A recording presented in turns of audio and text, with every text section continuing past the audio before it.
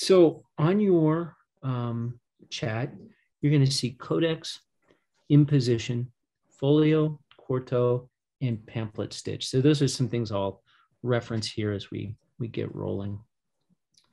And let me see if we've got everybody on here. Looks like, yeah, good. So I'm Mark Ritchie, for people who don't know me. And this is in conjunction with the exhibition, Narratives of the Possible, that's in the library for another week. So if you haven't seen it, which I think everybody here's probably seen it quite a few times, you want to take a look at it. And I chose this stitch because it's a nice foundational stitch and it's present in a lot of the books. And so when I'm just thinking off the top of my head, if you think about the sculptural work that's upstairs, that's cascading, that's filled with pamphlet stitch over and over and over again. The little book of Joe's, Joseph Lappy, that's down by the elevator, that's about water, is pamphlet stitch. In my books, there's accordion folds, and then there's a pamphlet stitch. And then within some more complex stitches, you find the pamphlet stitch sort of quietly embedded in there. So anything using a buttonhole stitch is using a pamphlet stitch. So by introducing this, it may open a range of things that you could try later. But we're going to start with this idea of a codex. And since I think we're heavy on librarians, I'm not going to tell you anything you don't know, but since it's going to be recorded, I'll bring up what a codex is. So if we think about the history of books, we have scrolls, we have accordions, and as soon as you lock a group of pages together with a spine, it's a codex. And a codex made it easier to cross-reference, that you didn't have to start here and unscroll and go there, but you could literally open the book to a different place, and you could have different divisions and chapters, and you can have a lot of material in a small space.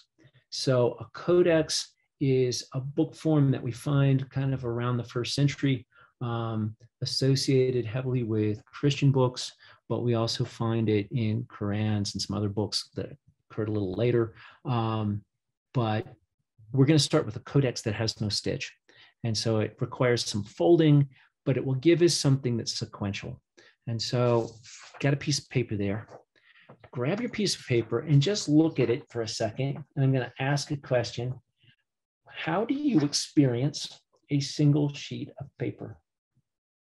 This has obvious answers, especially when there's stuff on it. How do you experience this? Two-sided. Two-sided. Look at other. Yeah, it has a front and a back, or at least has this idea of two sides that you experience back and forth. So our time and space is kind of limited. A lot of people think of this as kind of, well, we talk about 2 dimensions because we usually are dealing with just a front and the back is hidden, So, but if we think about handbills, this is something that we would hold in our hand and we would have material here, information on it. So, this is kind of our simplest thing. As soon as we fold it in half, we now have 4 sides and we have time and space. And that's when we go to this other word, folio. So we may be making some folios tonight, and we could work with a single folio. We could nest folios. And as soon as we start nesting folios, we want to hold them together. But we'll start with this codex I promised you that has no stitches, and then we'll head to the book part. So I am going to change screens here. And I hope you can see piece of paper and the cutting board. And I'm going to move this around here this way so you can see me working here, and I can look at all of you to some degree, I think here. And Larissa, if you can help me, if our last person comes a little late, let me know. So no problem. I'll let him in. If you take your piece of paper, and I think for this one, since we're just messing around on this one, grab a piece of copy paper, and we're going to be making several different folds. We're going to start by making a folio, And we won't measure it. We'll just use the corners against themselves. And the best way to use your bone folder, this is a bone folder, one of the tools in your packet, is to start in the middle and crease out. And that should give you a nice folio. So that gives us front, a folio in the middle spread, and then a back side. We're going to fold it again like this. We're going to take the outside edges, bring them back to that crease, line that up, and we'll start in the middle again and push out. And this gives us a more accurate fold. And we'll do the same thing over here. And this is going to give us an accordion fold. That looks like a W or an M. So I'll let everybody kind of catch up there.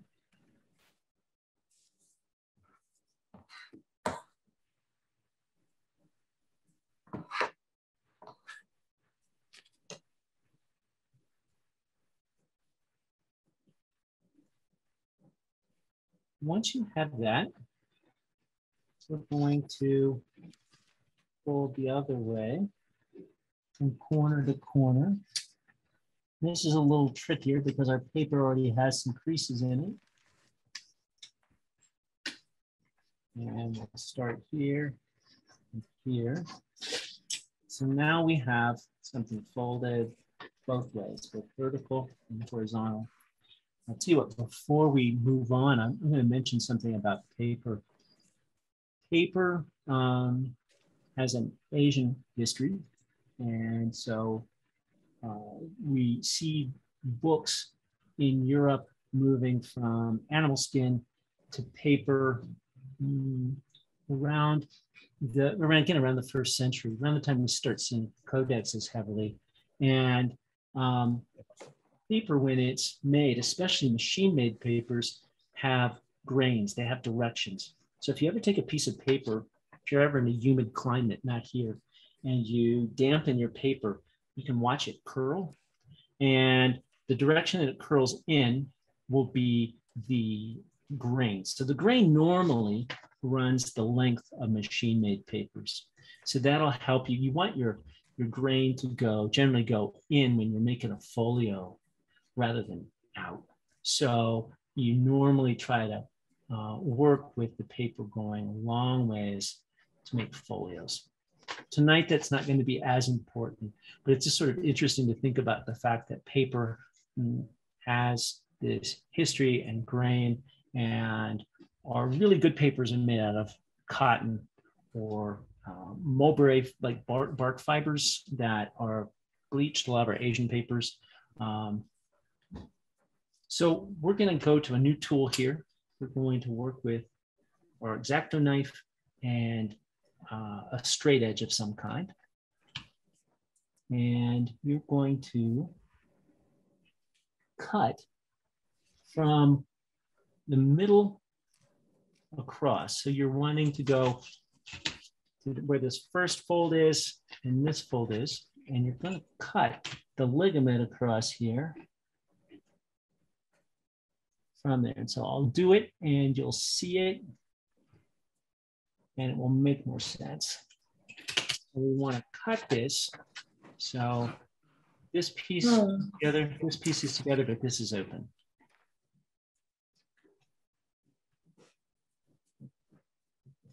Mark, their kits didn't include a straight edge, so they might need a minute to do that. You may have to fake it, or take another piece of paper and lay up against it. You can use that. This is the main time we're going to be using this. I was using this bone folder, I don't know, as a straight edge. Actually, that'll work for the length that we're working on here, pretty much. So you could put that there and cut along it. And you could do this probably by eye. You look like a group that probably has pretty good hand-eye coordination. So we're just going to go in here. We're going to make that fold go backwards. Push out.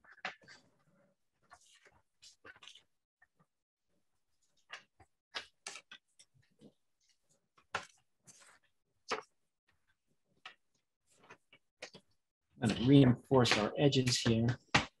But we now have a codex that should have, there we go, 3 folios. So it has a front page, middle, a very middle or centerfold, an end, and a back. So I'll do that again. I'll open it up so you can see. There is our paper. And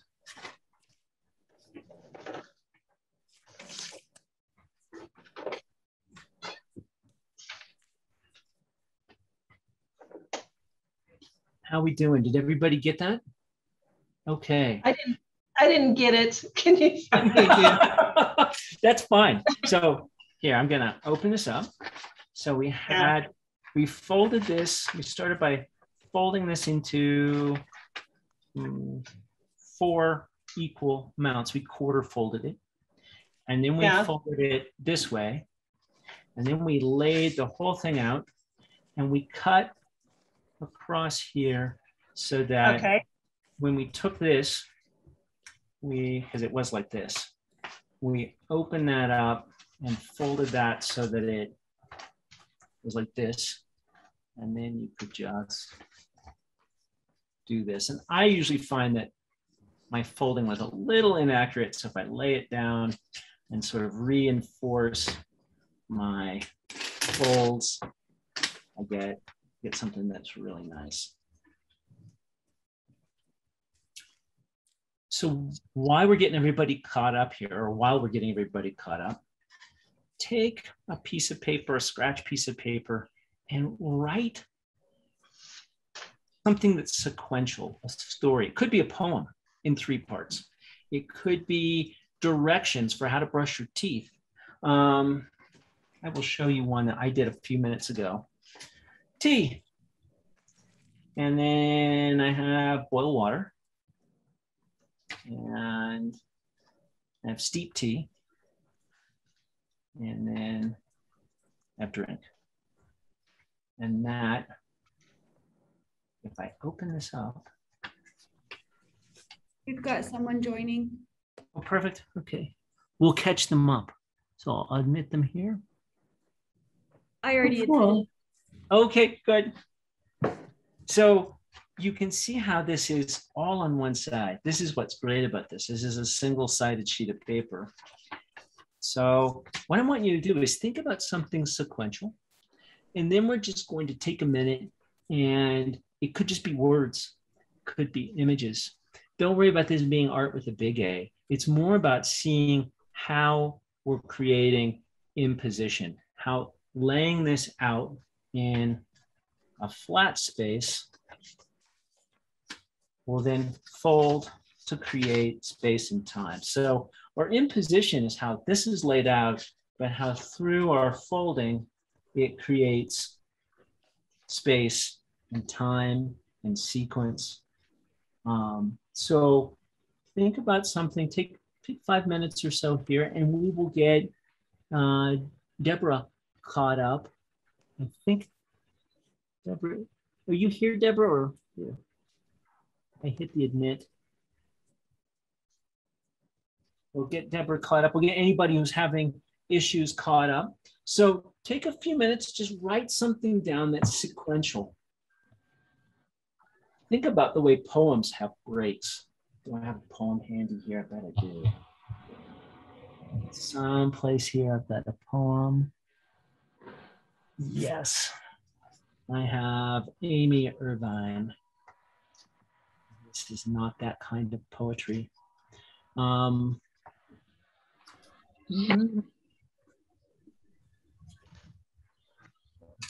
Things that have nice breaks in them have pauses, even with sentences. 3 sentences that run back to make a paragraph that could be broken through pages. So it could be words, could be images. Easy. It could be a dot that moves across the page. But the idea of thinking about sequence. So you could write something out someplace and then take your book and go ahead and think about front and back and in about 3-4 minutes here, we'll open them all up so you can see them flat. So the person who just joined us, do we have anybody that needs to catch up? I'm not seeing them.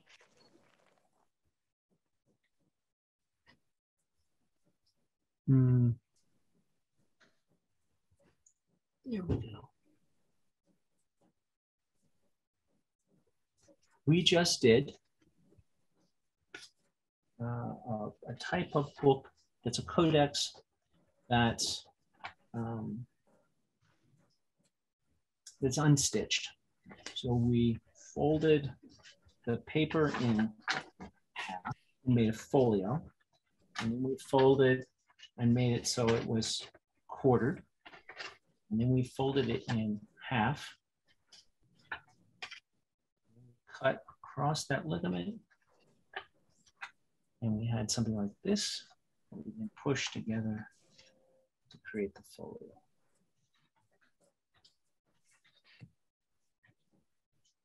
Something I've done with students in the past, early on in the semester, is to make a book like this, and we use Sharpie markers. And they figure out how this lays flat.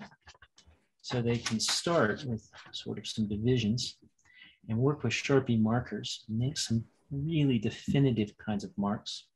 And then we go to a Xerox machine and we photocopy a bunch of these, and they cut them and they make editioned small chapbooks so that lots of people can have these, or they can run these through using regular copy paper through a copier, and they can get some text and start working with a combination of image and text really quickly. And again, in the exhibition, if you look at Nick Satinover's work, he uses photocopiers a lot. He's the one that has records, and he frequently uses cassette tapes with his work. So he likes sort of antiquated technology and creates a lot of Xerox sorts of low-tech chapbooks. Great way to make fast kind of poetry books too. How are we doing? A couple more minutes on this? Mm-hmm.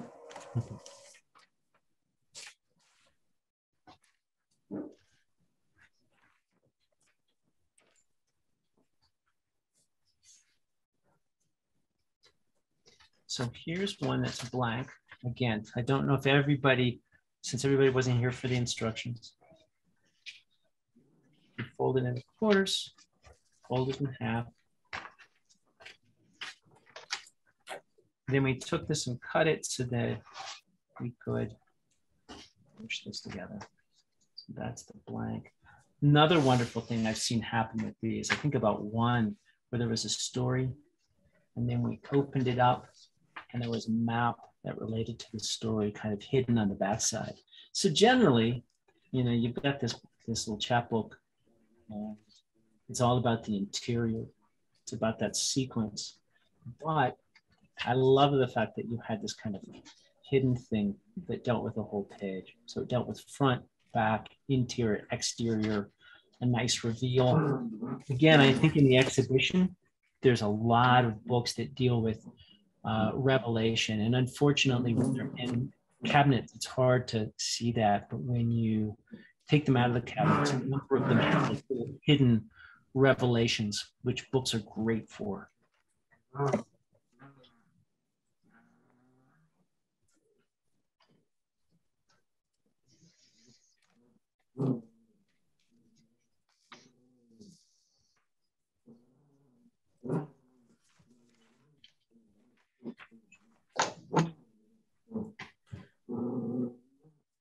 Hey, Mark, would you fold it again from flat? Yeah, I'll just make one from brand new. So Okay. again, we have a single page, and I'm just going to work from corner to corner.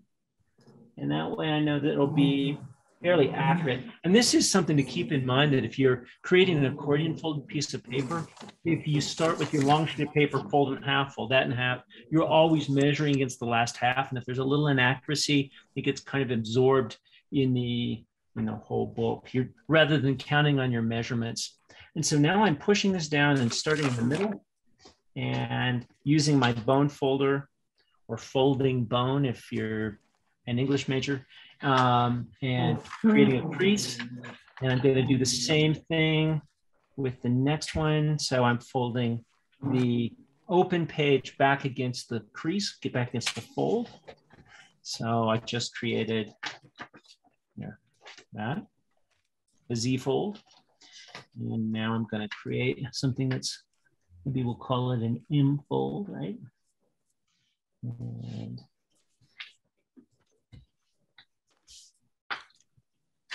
so now we have a quartered sheet of paper and quartered in long strips. And now we're going to fold the other way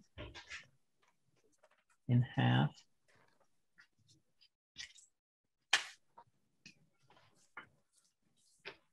And this is where we took this, and I'll just, so you can see this, I'm going to put a little dot here and a little dot here so you can see there are the folds. So I'm cutting across the middle two folds.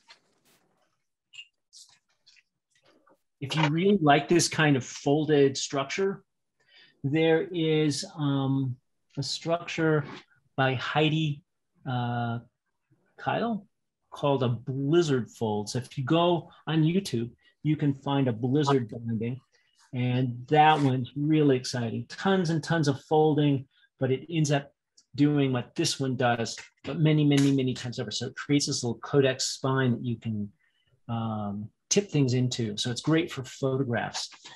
The structure not unlike that that's in the book exhibition is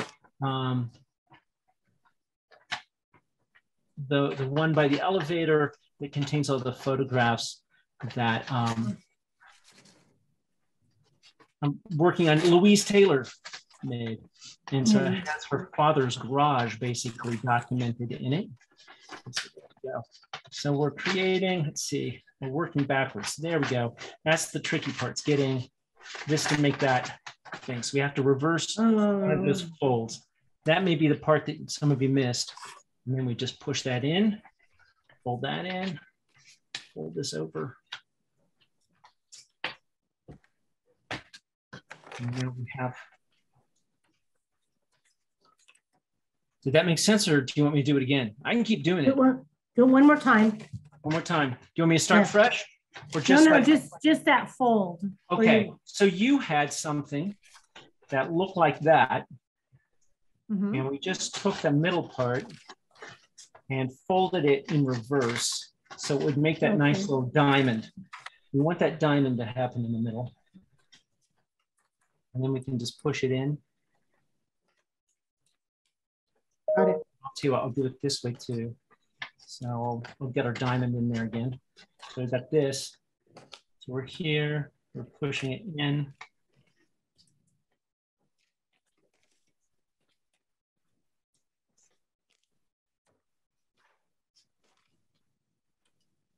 I think we have a connection problem. Uh-oh. What's the connection? It's okay for me. Okay. Okay for me. Good. I can see all of you. Okay, good. Just making sure it was just on my end. Perfect. So does anybody want to share their steps? You don't have to. Share our little book or Share your little book, yes. And actually, what could be great is if you open it up, and because this is the part that's the magic. This is what's nice, is to say, here is the, there's this thing that's a mess. Some of it's going down, some of it's going up.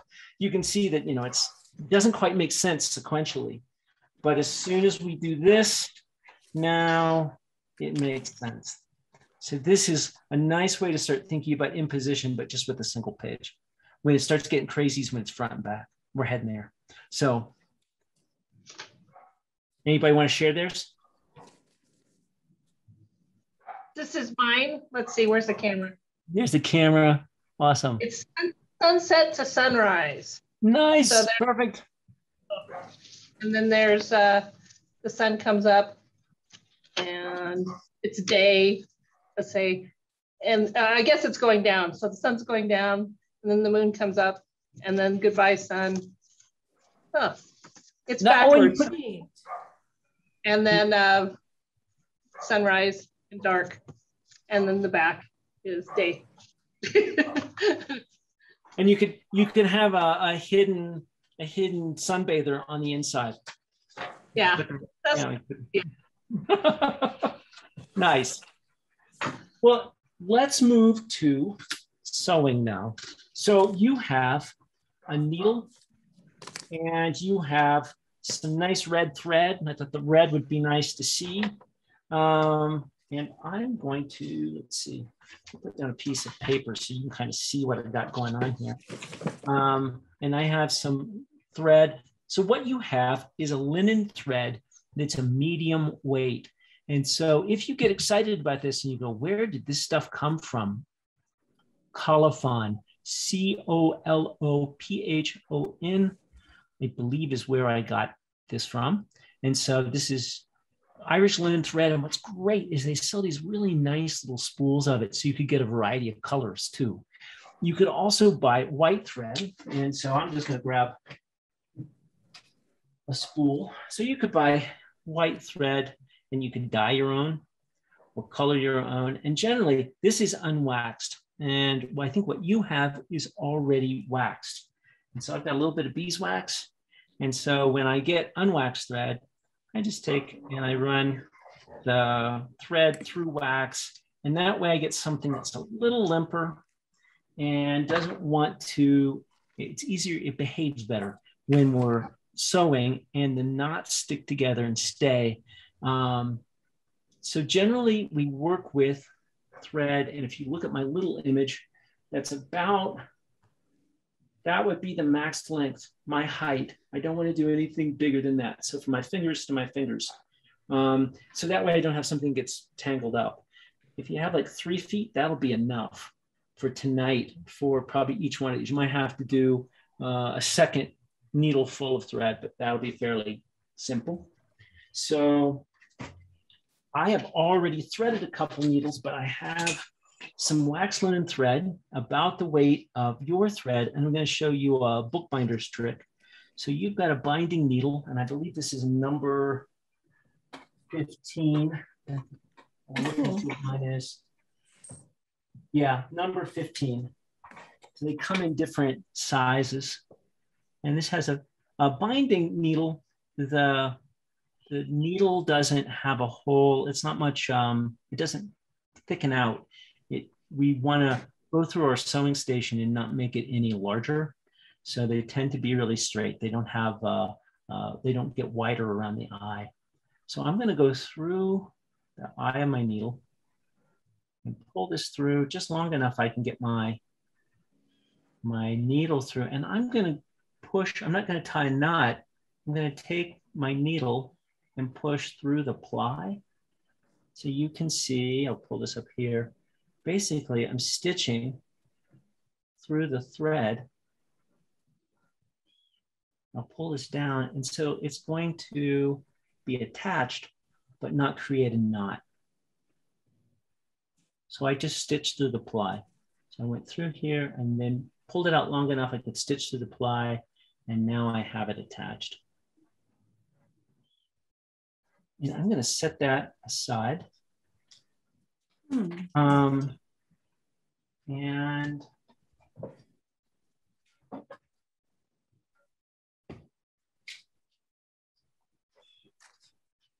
we're going to start with this idea of making a folio.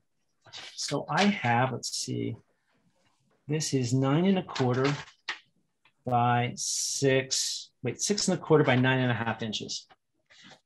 And so that's one of your thin pieces of paper. You should have several pieces of paper. And I'll just tell everybody again, we had an error. I said, I told Narissa about take one sheet of paper that's this weight and cut it into this. she thought I meant one piece that's this big. I meant our big piece and cut it in so you'd have lots of little pieces. So you have one thin piece of paper that's this size. So go ahead and fold it into quarters.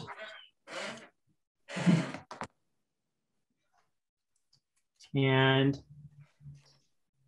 if we look at this and we think about it, so I'm going to come over here and show you this and say a quartered sheet of paper will give us 1, 2, 3, 4, 5 is our folio,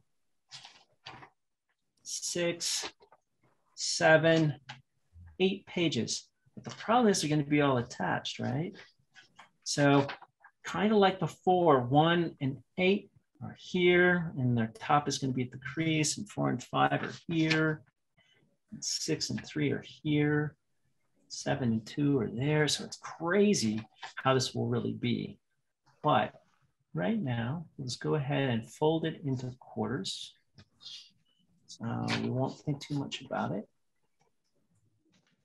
And we're going to take one of your heavier sheets of paper and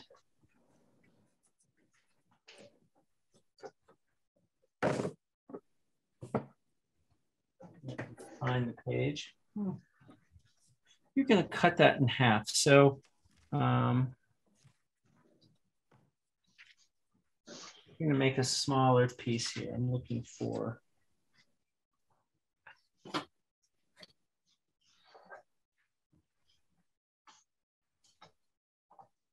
this is roughly 4 3/4 by 6 1/4. So I cut it in half. I took a long sheet and of the heavier, and that's going to be our cover. So I took and folded that. So if I just make a folio, then I could just cut it. So even if you don't have your straight edge, so take a heavy sheet and take a bone folder, crease it.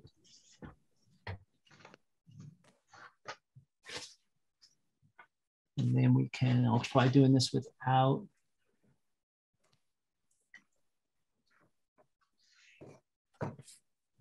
My straight edge and see how I do. Try to set a good example. There we go. Not too bad. And then I can take that and I can make our cover.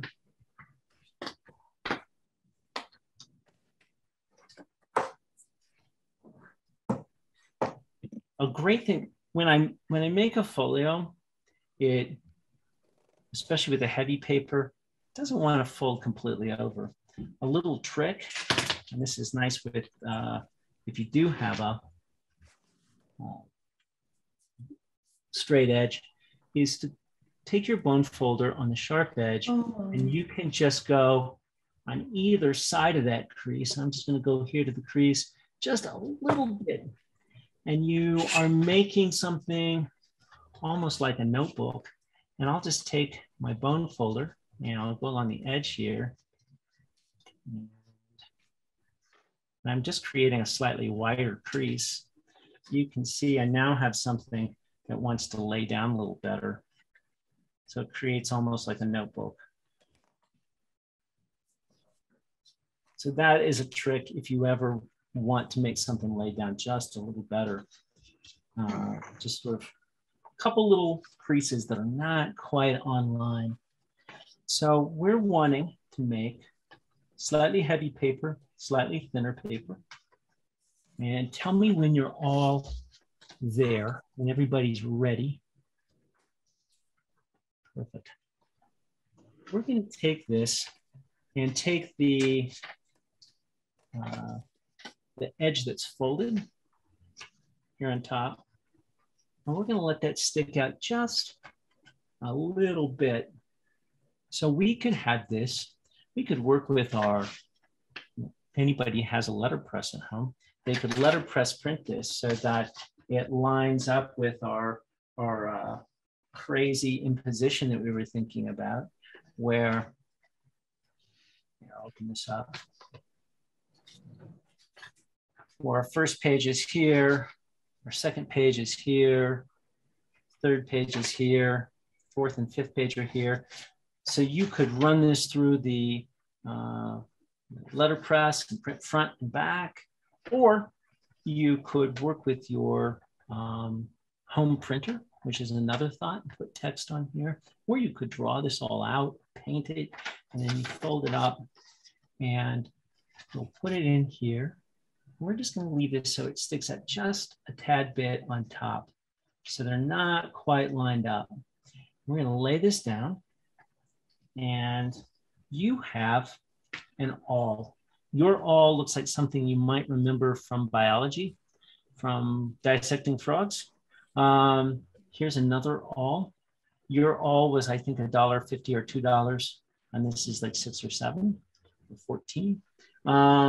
And then we're going to go right in the middle here and just make a small hole that goes both through our folio and through our quarto. And so this is a quarto, this group of 4 folds. And we're going to go up here and at the top, ½ inch or so from the top, that can kind of vary. And then we're going to go in here and equal size down here. So I have 3 holes that move through here. And on this, we'll take our needle and our thread, and we can start in the middle, or we can start on the outside. So it really is up to you whether it's on the outside or inside. I'm going to start in the inside, or outside, excuse me, so that my knot for finishing this off will be on the outside. And it's going to be sort of a figure 8. And I'm going to bring this through to where I've got a couple inches sticking out here because I'm going to tie a knot. And then I'll go down here to the bottom and go around. So we're going to be making a figure 8.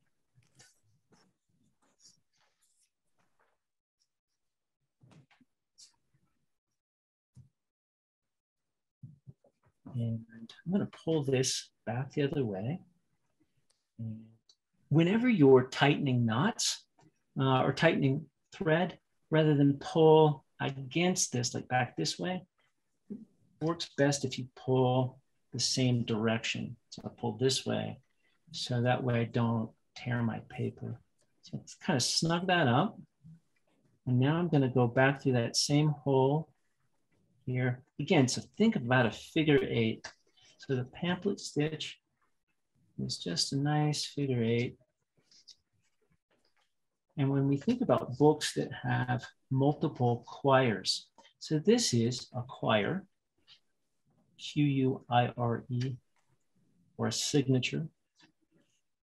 We would be coming out of this one and we'd be going into the next one. So here we go. So we should be right here. And now I'm going to wait for everybody to catch up. And I'm going to do a little zoom in. I think I can. There we go. So when everybody's back out here, you're going to do, like you tie your shoe, we're going to do a square knot. So you're going to start with a half hitch. So it's an over under. And I'm going to kind of pull that in. And because my thread's whacked, it holds. And then I'm going to go here, the other direction, over under, and go there.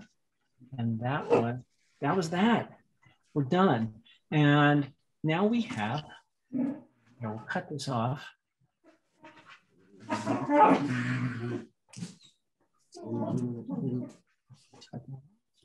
So now we have the inner pages attached to our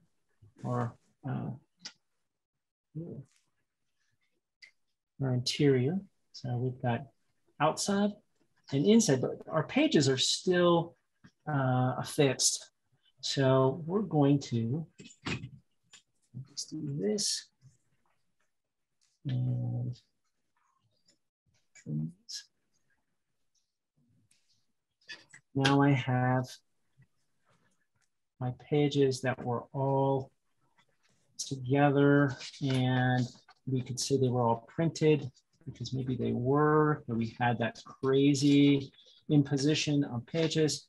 They'll make a series of nested folios, and they should be in the right order. So this whole notion of having that imposition folding up was for the ease of printing, whether it was letterpress printing, so a relief printmaking process, or hand printing, or you could use your home copier and continue that same thinking and make books that are pretty complex. And you could even work with 8 or 16 folds if you want to be really crazy, and make little tiny books that have lots of pages. But here we'll have a heavy cover and 4 thin pages. How did everybody do? Do you have books?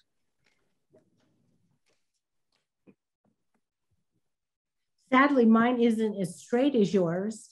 Well, I've made at least 2 of these, and you probably, this may be your first one. Yes. So, okay, perfect, good. We're going to make a couple variations on this and play with it, so they'll get better with our each one here. So that was a 3-hole pamphlet stitch. Now let's say you make something bigger and you'd like to have more stitches. You could have 5 holes in here. So you'll have 2 figure 8s that move back and forth, and they'll tie off in the middle. But generally with these structures, you tend not to see books that are that large. A place that I frequently, it's funny when you kind of tune in to where you see these, sometimes with sheet music, you'll see this structure, especially late 19th and early 20th century sheet music, where there were several pages and they didn't want it to be loose. Sometimes they were loose folios. Sometimes they wanted to hold it together. They would have a really simple little pamphlet stitch in the middle with a much larger margin between the head and the tail of the book. Another place where you see this even now are menus. And with the menu, they frequently do what I'm about to do. I'll give you a sample of where we're heading. Here is a single full pamphlet stitch. And we have a little nick out of the head and a little nick out of the tail at the crease of the folio that's the cover. And so we only have 1 thread. It's really kind of elegant. And this one has the knot in the middle.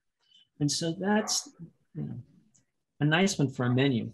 And so at a nicer restaurant, you might see something like this. They'll cut it. They'll use the folder, the folio that's the cover again, and they'll put the next day's entree and things on the inside and do a quick pamphlet stitch, and now they have a menu that's like a little book. So let's see.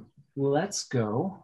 You may have to build this. You could take our other half of our cover, and we could do this again. We'll make a folio.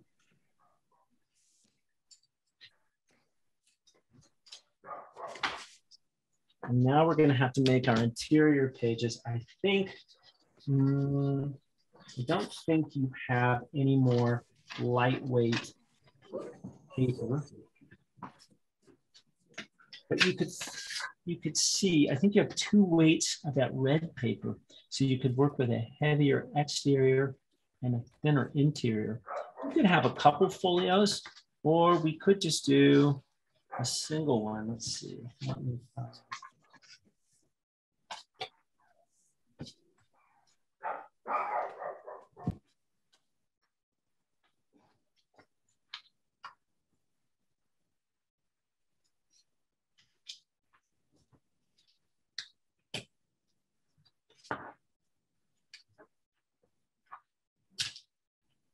I was at an artist residency in Oregon, and I structured my residency so that every morning I got up and made a few little pamphlet stitched books that had maybe 8 to 16 pages in each one, and it would fit in my backpack.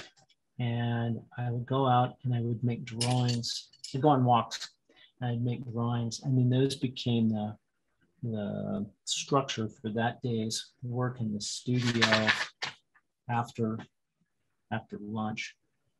And so the idea of having this thing that can be sort of with you daily, I like. Something that's informal.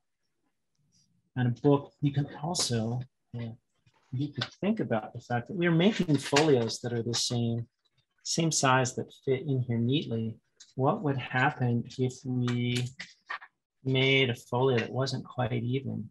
So if I folded here, and I said, okay, that's going to get stitched in. So I can see that page, this page, when this is folded over, this is going to be available. Maybe I do this. I make this one so it fits in here. So it's got a hidden tab. So this idea that folios all fit and are the same size, we can have this page and this page, but it's going to have a space where it stitches in.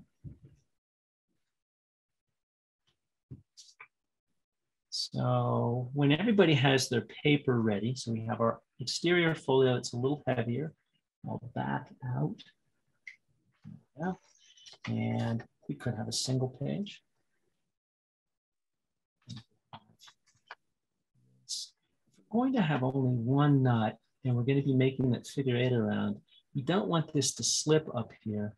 So we're going to take and just make a tiny little notch right at the top and right at the bottom, the head and the tail. And I'll tell you what, why don't we do here, let's do an anatomy lesson of a pamphlet stitch book. I'll grab one that's already made and say, this is the spine. This is the foredge. This is the front cover, the back cover, the head, and the tail. And people will talk about mountains and valleys of the crease to understand where you are within the fold. Or the gutter will also be, people will say the gutter, meaning the interior fold, not the outside of the fold. So we're going to go, we've got our niches cut and we have our folios. We're just going to make one single incision here, one single sewing station. We'll go back to a needle with our thread. And you could, again, start in the inside or the outside. I'm going to do the inside on this one just to do it different from the way I did last time. And leaving a little bit so it's easy to fasten on. So we think about a figure 8. We're going to go over the head. And we're going to go in, back in through to the back side, and you can see it's caught around the top there nicely.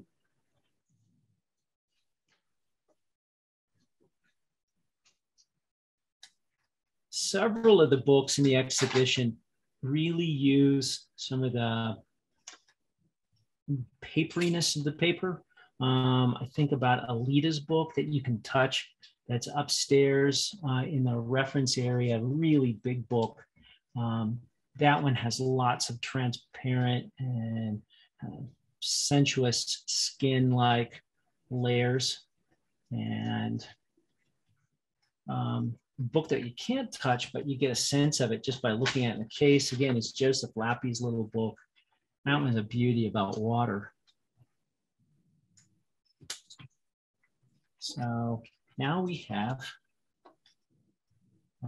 just with one hole, we have a pamphlet stitch that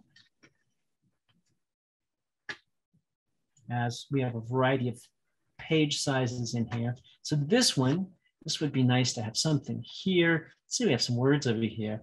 And we keep our words as we move to the next folio, and then we can go over here. So we've changed that notion of time and space as we move through our book.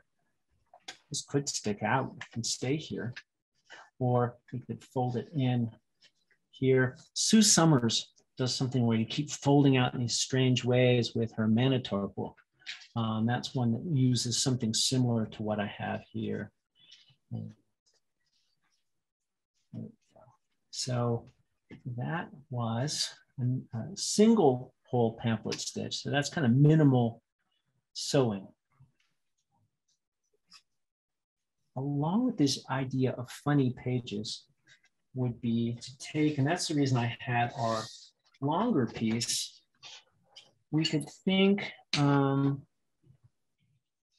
like the book upstairs that's very sculptural with all the folios that flutter, nice thin papers. We could take and make an accordion fold. So I'm going to do a folio again on this one. And fold against itself here.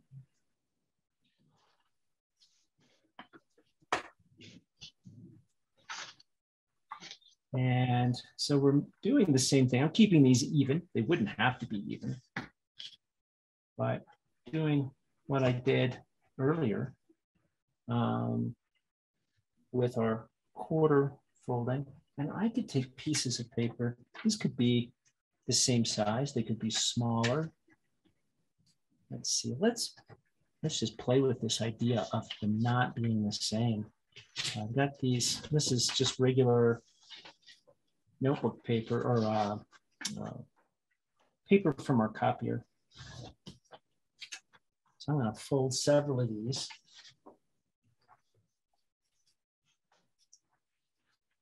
Just to think about something not unlike that book upstairs that has a sort of airy sense to it, very physical, a non-book book. So I have these. I can fold, place these in here. So we could stitch these in. I wouldn't even have to put sewing stations in. I could just sew through here. We'll just use our needle.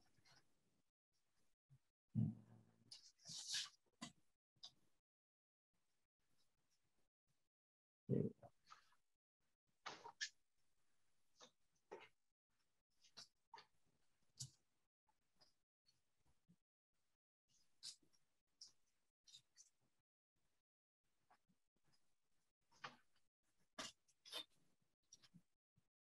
Again, with the pamphlet stitch, it's always a figure 8.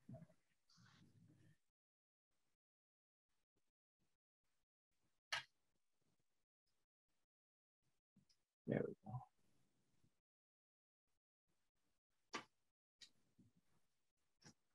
go.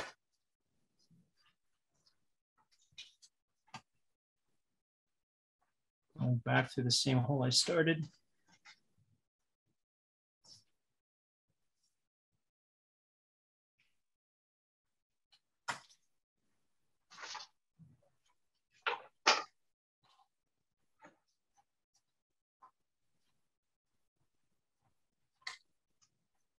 Christy, is the recording of the conversation with the artist available on the website? I'm assuming it is, but I haven't been there. You know, I think so. I'll double check with Jennifer. She watched it and said the recording came out really well. Good. And we clipped out the last little bit. Nice. Well, that was a great conversation, everybody, with the artists speaking about some of their decisions. So that's another way to interact with this exhibition. So here I put a single folio, and on this next one, I'm going to put 2 of these together. And I'll put them opposite so that we have pages that are not, there we go, pages that are not lined up. You could, of course, make something that fits in here a little more neatly, but I'm just giving you a sense of how free this could be. And again, figure 8. Oop, I lost my tail. Let's try again. A great kind of tool if you're doing this a lot and you don't want to have, like, let's say you're working with really thin papers or a variety of papers. There's a Japanese hole punch that's basically like you think about hole punches, but it's a drill. So, and I have one over here.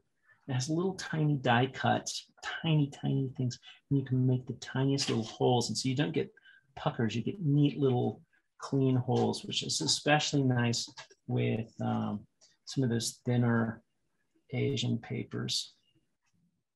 And if you look at some of the books in the exhibition, you'll see where people have used those, where it's clear there's just a tiny little punched hole in the work.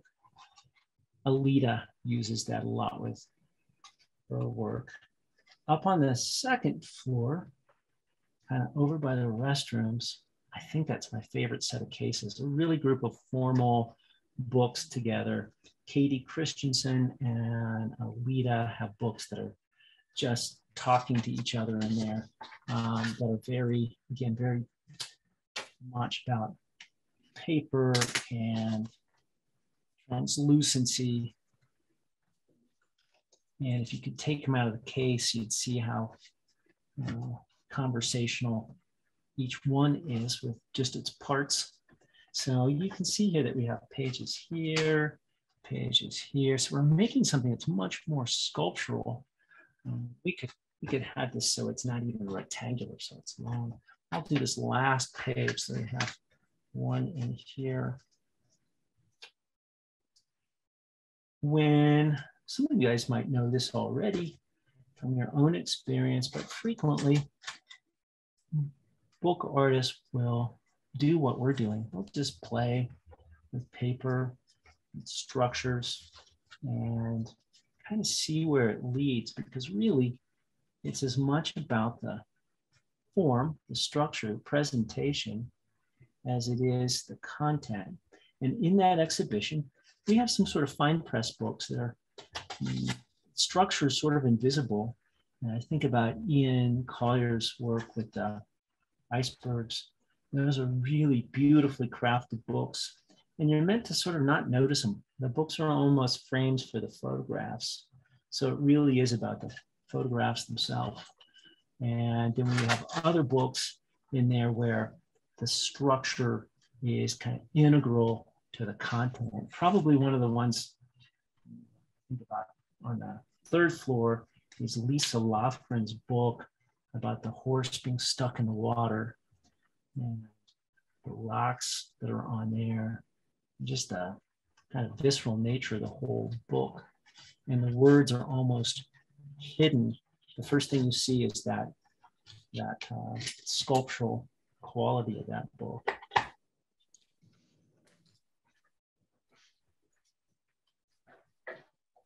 So now we have an accordion folded book with pamphlet stitch pages throughout that are creating some of the structure. And again, there's several books like this in the exhibition. And I think partly because people knew they had cases. The artist chose books. It's like, oh, this is an opportunity for me to exhibit that sculptural piece.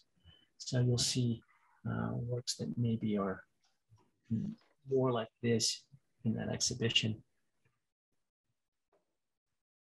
Looking at our time, are there places that you would like to take this, or things that didn't quite make sense you would like me to try again, or any specific questions to tie it up tonight?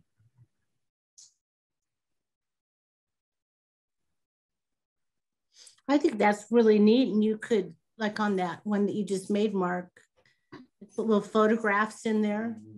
Yeah. And you know, on each page, or each one speaks to different kinds of potential. Yeah, different kinds of paper. Yeah, and the ability to have heavier covers that maybe hold the whole thing together. But this is one that can be experienced as a folio, but it's nice that it rolls around, or can be opened up so you have something that is continuous.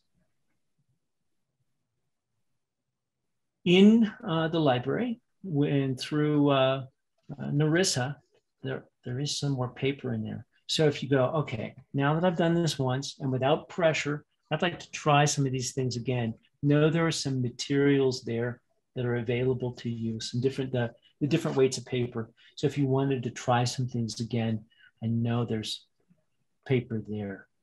And I believe the exhibition comes down on the 10th. So do go back and revisit some of these things. I always tell people to steal from each other. This is one of those great times to steal. So go and learn something from some of the artists there and figure out what you would like to take with you back to some of your own work and play and practice. And I love the fact that book arts is a place where the visual arts and the literary arts meet. So if you're more comfortable with words, everything we've done here is a great place to start thinking about how words become physical and tangible and how they might move through these pages. So I hope you'll play a little more with this. Good. Thank you for being here tonight. This was good.